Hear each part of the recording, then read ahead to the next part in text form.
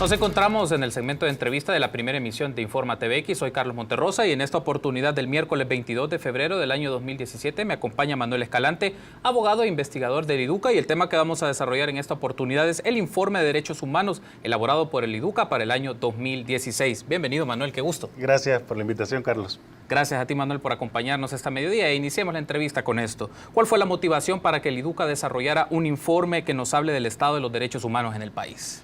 Pues lo que ocurre en esta ocasión es que el IDUCA ha retomado parte de su tradición.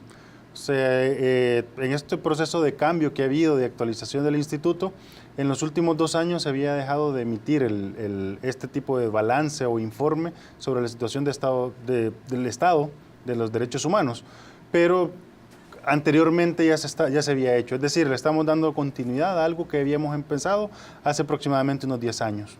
Sí, es importante esta mención porque es el posicionamiento, cómo visibiliza el IDUCA diferentes situaciones de violaciones a los derechos humanos. Y justamente entremos ahora con este punto. Uno de los aspectos que menciona el informe y en la conferencia de prensa que ustedes brindaron hace algunas horas este día, dan una afirmación muy contundente. Hay ejecuciones extrajudiciales por cuerpos de seguridad y sustentan con este dato. Destacan que tienen registradas 111 ejecuciones extrajudiciales de los 650 enfrentamientos que hubo entre pandillas y la Policía Nacional Civil. Amplíanos un poco esto. Sí, quizás para ser más preciso, nosotros hablamos de presuntos enfrentamientos, ¿no? Lo que ocurre es que esto nos hemos apoyado también con el seguimiento que hace el UDOP, que es una institución hermana, ¿no? El Instituto de Universitario de Opinión Pública.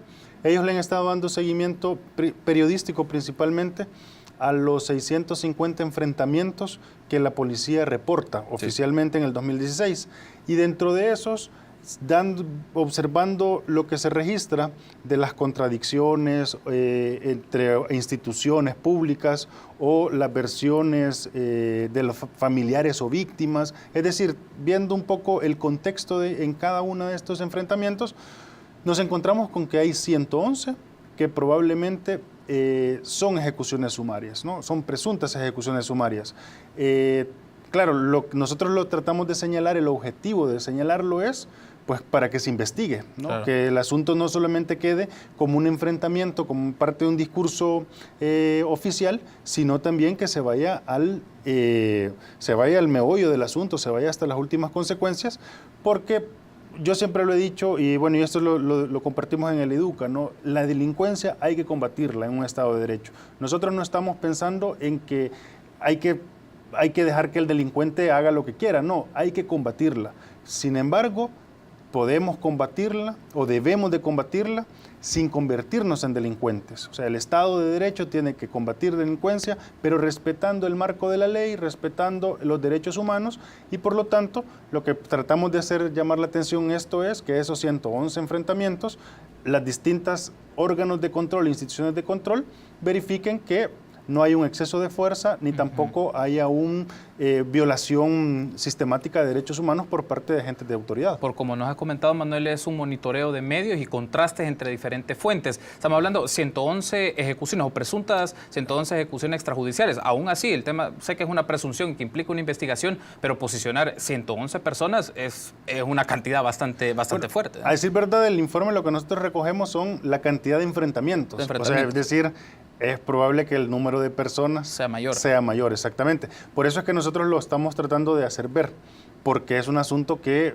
nos llama mucho la atención, ¿no? Es decir, es algo que, pues antes de que se convierta sintomático esto, se convierta en un aspecto repetitivo, es necesario combatirlo y erradicarlo de raíz ahorita que está pequeño, ¿no? También mencionaban en la conferencia de prensa esta mañana de que por las disposiciones o más bien por las posturas de los testigos contradicen el posicionamiento oficial sobre los enfrentamientos, que en donde la retórica de la policía es que son enfrentamientos en el cual, bueno, es el cumplimiento del deber de la policía, pero testigos están mencionando algo totalmente distinto y lo contradicen. Amplíanos esta idea, Manuel. Exactamente, y quizás el ejemplo paradigmático que voy a poner, aunque no fue propiamente del 2016, pero se ve una tendencia muy similar, es la de la masacre de la finca San Blas, en donde la versión oficial o la versión inicial fue que la policía había tenido un enfrentamiento con un grupo de pandilleros.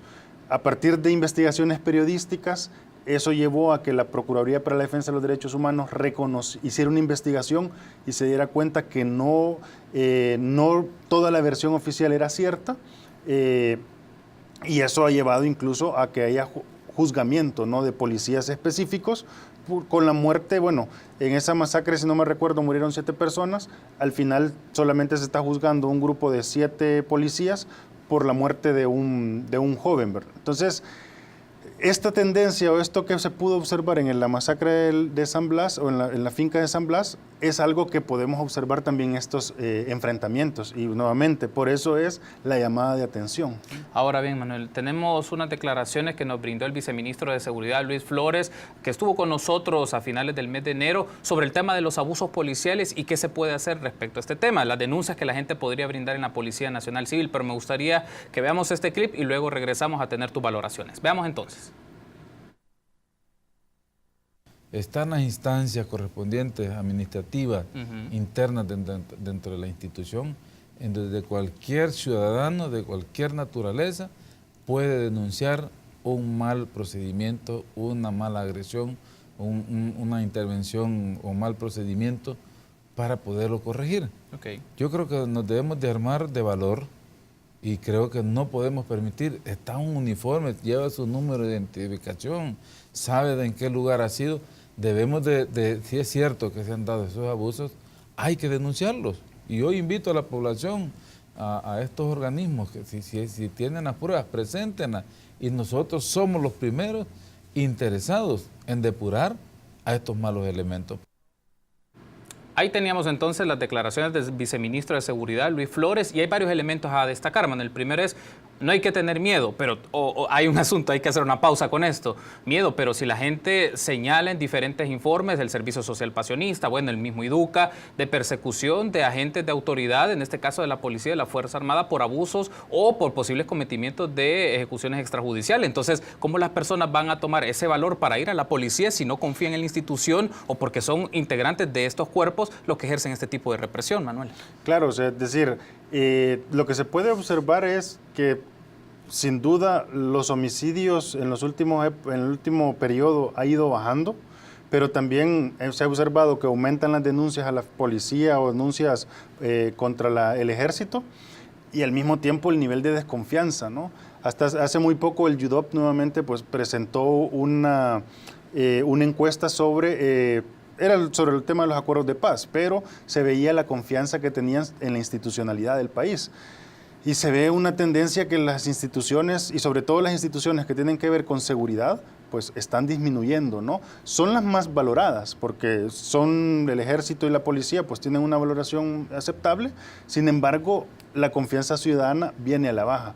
Entonces, claro, parece muy bien que a nivel de cúpula, a nivel de dirigencia, como es el viceministro, haga ese llamado de la población de que investigue, ¿no? que se denuncie. Ahora bien, creo que la institucionalidad tiene que fortalecer las garantías para que si uno va a denunciar, no exista ninguna represalia en contra de la persona, ¿no? Sobre todo porque no hay que perder de vista que, bueno, si a mí me cometen un delito, ¿dónde denuncio?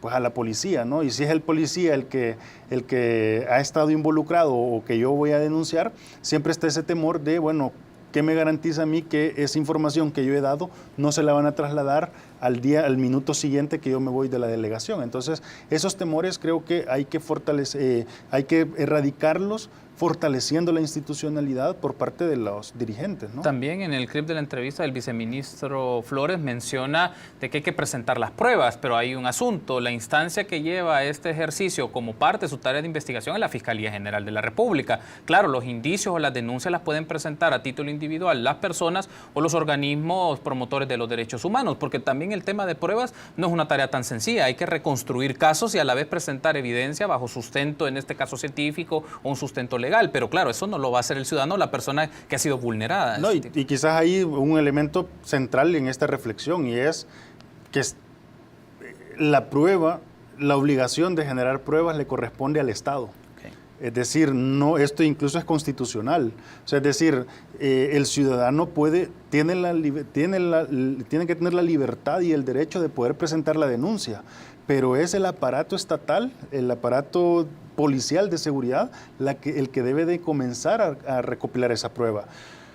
Esta declaración del viceministro, pues podríamos ponerla un poco así en cuestionamiento, porque al final de cuentas lo que está haciendo es trasladándole la carga de la prueba, la responsabilidad de generar prueba a la ciudadanía, cuando realmente es el aparato estatal el que está a cargo de eso, ¿no? Para eso creamos un Estado, después de todo, ¿no? Para el tema de administrar justicia.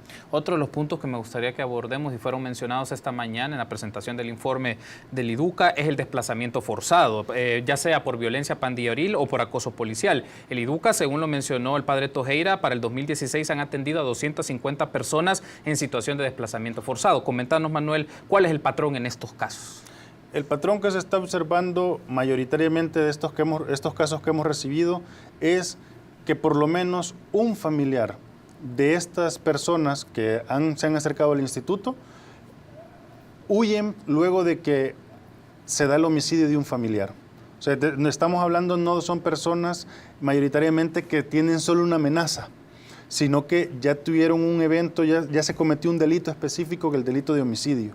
Y entonces ante esa situación, pues estas personas ya no confían, no esperan que la institucionalidad actúe, sino que lo que hacen es agarrar sus maletas, agarrar las pocas cosas que pueden con todo su grupo familiar e ir a buscar pues, a las instituciones.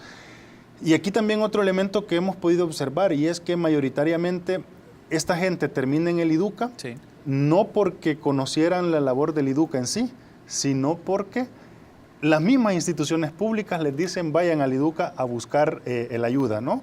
Esto nos llama mucho la atención, y eso porque, bueno, sistemáticamente durante un tiempo las instituciones públicas, los funcionarios públicos decían que no había desplazamiento forzado. Sí. Ahora hay algunos que sí lo aceptan, pero lo que sin duda se está dando en este momento es que ante ese fenómeno no existen políticas públicas para atender a estas personas. Y entonces lo que están haciendo muchas instituciones es decir que acudan al IDUCA para que busquen ayuda, que nosotros estamos teniendo algunos proyectos pues apoyados con cooperación internacional. Pero justamente en este fenómeno, estamos por cerrar el primer bloque, Manuel, pero me gustaría antes posicionar esta idea. Ante este fenómeno del desplazamiento forzado resulta un poco contradictorio tener puntos de vista diferenciados desde la autoridad pública. Primero en el sentido de solicitar o mandar a las personas a las instancias, organismos promotores de derechos humanos, pero por otro lado funcionarios que minimizan el desplazamiento forzado o que su efecto es derivado de las pandillas, cuando también hemos escuchado y en este espacio de entrevista hemos tenido posicionamientos en donde hay personas que lo dicen por acoso policial, no es solamente por el tema de las pandillas. Entonces,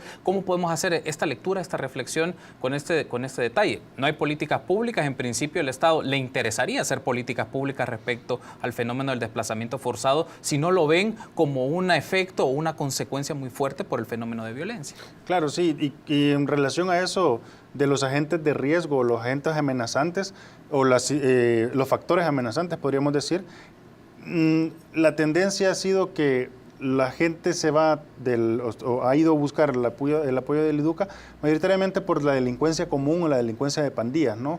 Aunque sí hemos tenido casos en donde quienes los amenazan son los funcionarios públicos, ya sea policía o el ejército, ¿no? Lo cierto es, como repito, que en esta ocasión, en este momento, pues el Estado carece de políticas públicas. Bueno, ya vimos un poco el fenómeno, quizás la manifestación más dramática fue lo que ocurrió en Caluco, ¿no?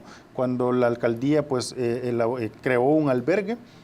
Y también quizás antes de cerrar o de terminar esto, quería mencionar solo un punto, y es que el desplazamiento forzado no solamente, o el fenómeno que hemos visto no solamente es la gente que busca cambiar de colonia, cambiar de domicilio al interior del país, sino también la gente, o salir del país, ¿no? Sino también la gente que no sale de su casa, porque también se está dando esa situación. Personas que prácticamente viven en una cárcel dentro de la colonia, porque no tienen forma de salir ni a otro departamento o ni a un otro país, y lo que hacen es prácticamente encerrarse en su casa para que no les pase nada. Y eso es parte de desplazamiento forzado y es evidentemente también una limitación clara a la libertad de circulación. Perfecto, Manuel. Tenemos que hacer una pausa, pero al regresar me gustaría que sigamos ampliando este informe presentado por el IDUCA sobre el estado de los derechos humanos en el país. Permítanos una pausa, volvemos en instantes.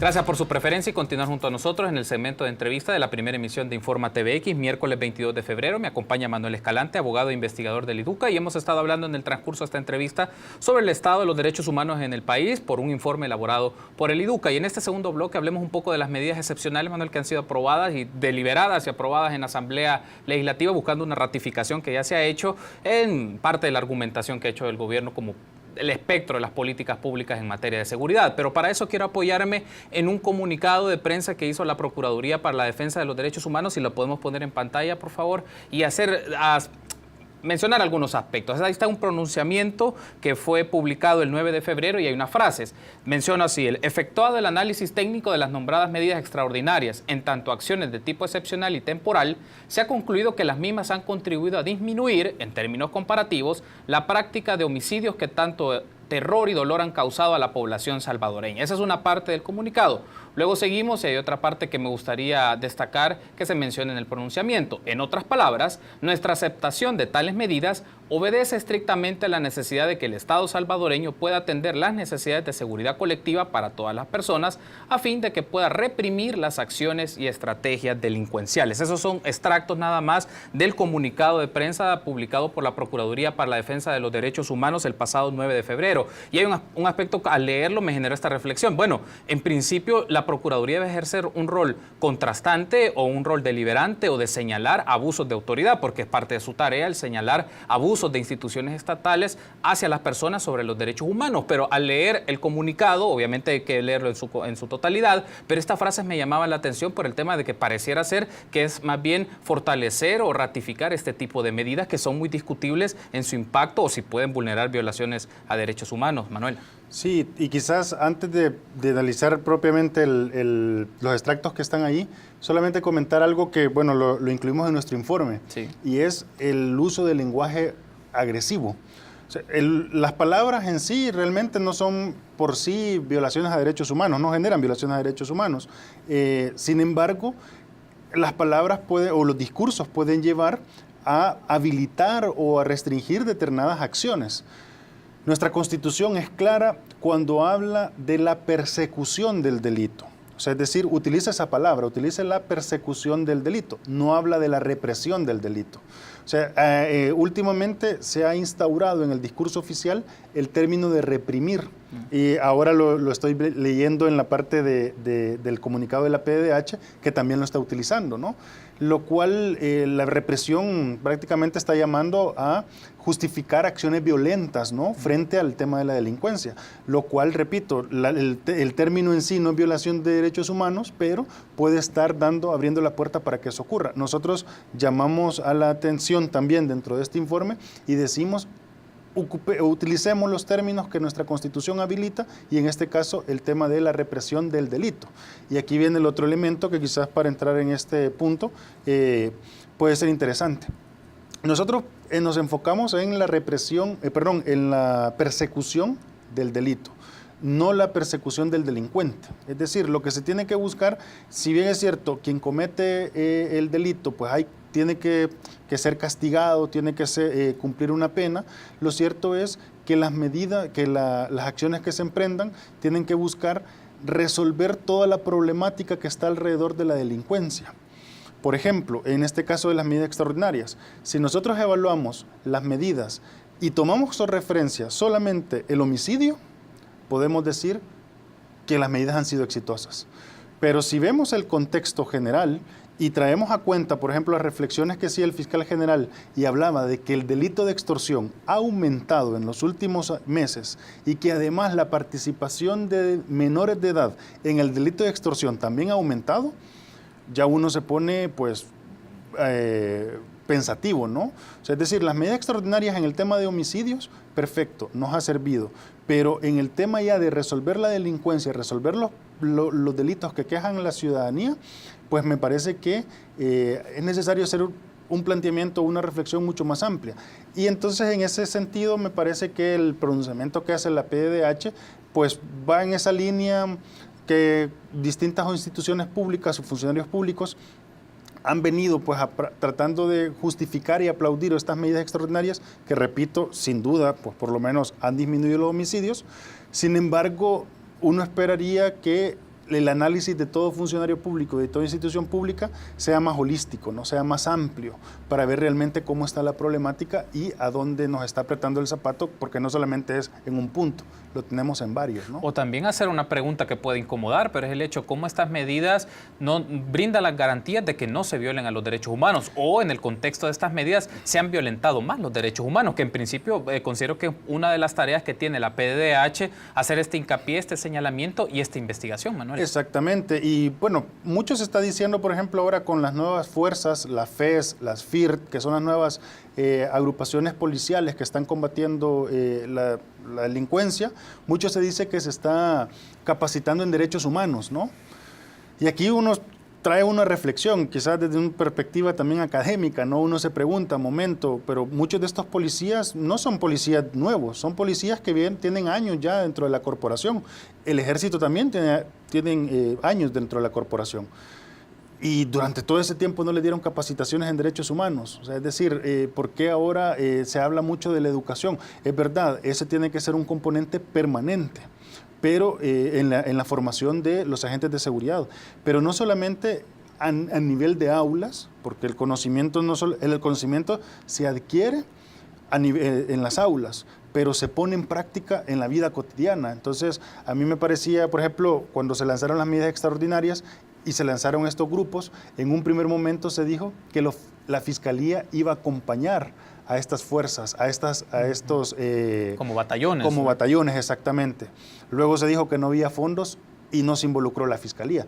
Hubiera sido muy interesante que a la par de los contingentes de policías y militares, atrás fueran los fiscales y también un componente de la Procuraduría, ¿no? Un poco como mecanismos de garantía de que realmente, como dice, bueno, se van a combatir la delincuencia, sí, pero dentro del marco del respeto del Estado de Derecho y dentro del marco del respeto de los derechos humanos, que es de todos, ¿no? Porque ahí no solamente es para un grupo, para otro, sino es para la población entera. Para cerrar este punto, Manuel, quiero aprovechar para hacer énfasis a unas declaraciones que nos brindó Beatrice de Carrillo, ex procuradora para la defensa de los derechos humanos, que estuvo con nosotros en el mes de enero y nos habló sobre el rol de la Procuraduría para la defensa de los derechos humanos. Me gustaría que viéramos este clip de esa entrevista y luego regresamos con tus valoraciones. Veamos entonces el siguiente clip. Quiero decir que el Estado está obligado a cumplir los derechos humanos y el procurador o procuradora que esté en el cargo está obligado a asumir esa posición tremenda de controlador, como usted bien dice, de todo el sistema, que va desde el presidente de la República hasta el último ordenanza de cualquier oficina pública, de la PNC, de quien sea, sin favorecer. He oído también en ciertos ambientes de otros procuradores, que no soy yo, hablar de la armonía y que se sienten a platicar con instituciones, que hagan como una especie de acuerdo previo. Eso no es factible. Eso puede funcionar en política. Hace muy bien hacerlo el presidente, lo pueden hacer los partidos políticos, pero no un procurador. Un procurador no negocia. Un procurador no se sienta a negociar cuánto más le das a este o cuánto le has quitado al otro, pero yo te ayudo para que haya paz. No está para eso, está para la defensa. Por cierto, su nombre es de defensor de los derechos humanos. Ahí teníamos entonces declaraciones de la ex procuradora para la defensa de los derechos humanos, Beatrice de Carrillo, y mencionaba algo interesante, Manuel. La Procuraduría para la defensa de los derechos humanos no negocia, más bien tiene que defender derechos y señalar abusos de derechos por instituciones estatales. Y eso es parte de la responsabilidad y la observación que como ciudadanía debemos hacer de esa institución, Manuel. Claro, sin duda la PDH, o sea, esa es su finalidad y además hay que recordarlo cada vez que se puede, ¿no? Es la hija de los acuerdos de paz, ¿no? Es una institución que nace con los acuerdos de paz. Y sin duda, esta tiene que ser la institución que se encargue de controlar, porque la institucionalidad, porque el resto de órganos del Estado respeten los derechos humanos. La PDH tiene que servir no solamente como una voz de la conciencia que nos llame a la reflexión de qué es lo que se está haciendo mal, sino también pues tiene que tener un papel protagónico en todo esto. Sin duda, pues muchas veces uno echa en falta pues de repente la figura del procurador de una u otra manera, ¿no? De si es más activo o es más pasivo.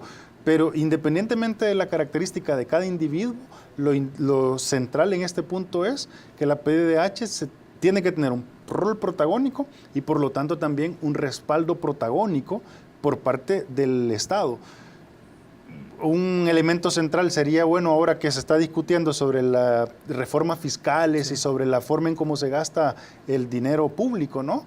Sería interesante comenzar a reflexionar sobre cuánto ingreso, cuánto va del presupuesto o se destina del presupuesto a la PDDH, que sí, en términos comparativos, sin duda, el ejército continúa recibiendo mucho más dinero que la Procuraduría para la Defensa de los Derechos Humanos. En este contexto de una ampliación de las medidas extraordinarias, ¿cuál esperas vos que es el rol que debería de tener o que debe expresar la Procuraduría para la Defensa de los Derechos Humanos, Manuel? Sí, yo espero que sea un rol muy protagónico, es decir, creo que, aunque en términos comparativos, repito, es difícil comparar los estilos de cada persona, ¿no? Pero sin duda el procurador anterior en este tema de las medidas extraordinarias, que quieras o no es el punto medular en este instante, ¿no? Es quizás el momento en donde el Estado se está manifestando de una manera más proactiva, incluso hasta más agresiva frente a la sociedad. Me pareció que el procurador se posicionó frente a ese tema y tomó un rol bastante protagónico. Yo esperaría que la procuradora o la procuraduría también asumiera ese rol, asumiera esa presencia frente a la situación que está ocurriendo, sobre todo, nuevamente, ¿no?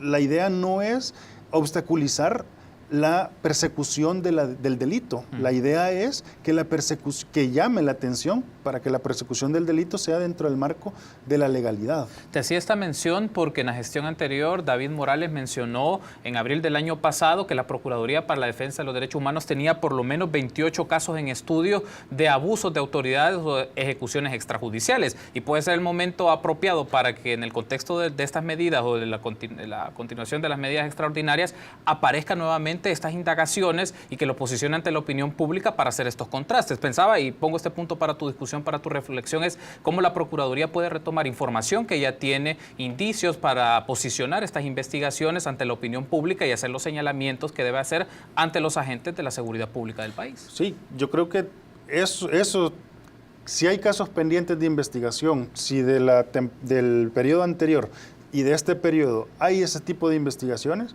creo que no hay mejor momento para poder sacar conclusiones que este, porque estamos en un momento en donde, repito, ya pasamos un año con medidas extraordinarias, ya está la decisión de que vamos un año más.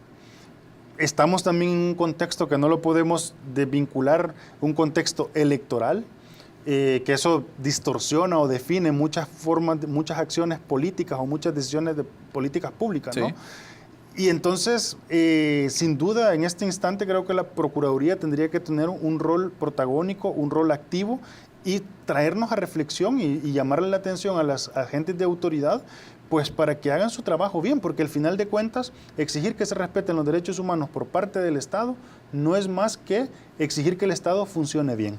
Y entonces, en ese sentido, me parece que la participación de esta institución podría ser clave, ¿no? Ahora, desde la lectura del IDUCA, Manuel, ¿cuáles son aquellos variables o aquellos puntos que hay que resaltar sobre esta ampliación de las medidas extraordinarias? Era un conjunto de varias medidas que tenían que ver con la señal en los centros penales, con el tema de los centros penitenciarios mismos y desplazamiento o movilización de algunas personas, de disminuir el acercamiento que tenían en este caso con sus defensores y hacer en este caso audiencias virtuales. Es decir, estamos hablando de un despliegue de diversas funciones y que también le brindaba al rol del ministro de Seguridad una concentración de poder en las decisiones de seguridad marcada como no había tenido antes. Entonces, desde la lectura del IDUCA, ¿qué variables tenemos que destacar o resaltar para analizar la evaluación o evaluar la implementación de estas medidas? Sí, yo quizás me concentraría en dos o en un aspecto puntual, ¿no?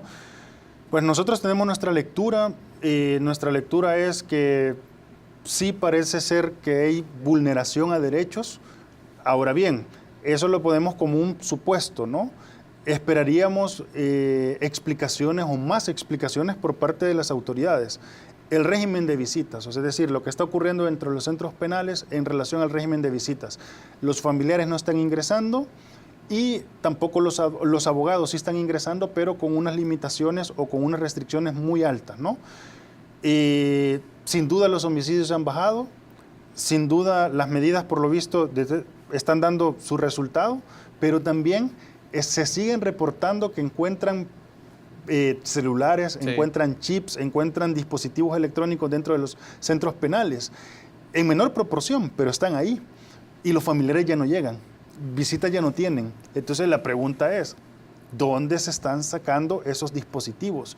¿Quién los está metiendo o dónde se están escondiendo y por qué no los buscan exhaustivamente, ¿no? Entonces, me parece que estas medidas se tienen que, la institucionalidad tiene que explicar exactamente cómo se están implementando y cuál es la relación. Por ejemplo, nuevamente, con el tema de familiares, ¿cuál es la relación o de qué manera se está fortaleciendo la rehabilitación de los presos al excluir a los familiares de sus visitas diarias? ¿O de qué manera se está garantizando la defensa de los detenidos cuando al defensor solamente se le permite entrar 30 minutos cada 30 días para hablar con su cliente, ¿no? Entonces, ¿de qué manera se están garantizando la defensa y la rehabilitación en el régimen de visitas?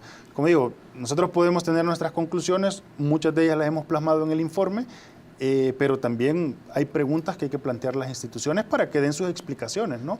Que tienen que ser razonadas, porque tampoco, no cualquier explicación vale. Cierro la entrevista con esto, Manuel. ¿Consideras que en este momento hay tiempo para hablar de intervención social, de rehabilitación, sobre todo en los centros penales, por notas conocidas o reportajes conocidos de la revista Factum, de la salida de casi 500 pandilleros en el penal de Gotera? Me gustaría que hablemos de este último punto para cerrar la entrevista. ¿Hay tiempo para hablar de rehabilitación? ¿Hay tiempo para hablar de reinserción? ¿O en función electoral es más bien la retórica va a ir en función de represión? Sí, o sea, es decir, creo que el tema de hablar de prevención y rehabilitación creo que en cualquier momento se debe de plantear porque es parte de la política de combate a la criminalidad, ¿no? Lo que es la prevención, lo que es la persecución del delito y lo que es la rehabilitación. Ahora bien, para que la rehabilitación realmente opere, tienen que haber unas condiciones que nosotros no tenemos, incluso condiciones físicas, y me voy quizás a lo más evidente, el tema del hacinamiento. Mientras tengamos altos niveles de hacinamiento en los centros penales, prácticamente va a ser nulo la posibilidad que en esos centros penales puedan haber medidas efectivas de rehabilitación. Uno se pregunta, ¿no? ¿Dónde están los grilletes electrónicos que se iban a poner, que iban a contratarse para que los que estaban procesados o los que estaban en medidas sustitutivas pudieran salir de los centros penales? ¿Cómo estaba aquella medida que se tomó, retomando lo que dijo el Papa Francisco en relación a los reos que estaban con enfermedades terminales? Y bueno, ¿qué cantidad salió? Es decir, ¿qué acciones se han tomado para que el hacinamiento dentro de los centros penales disminuya?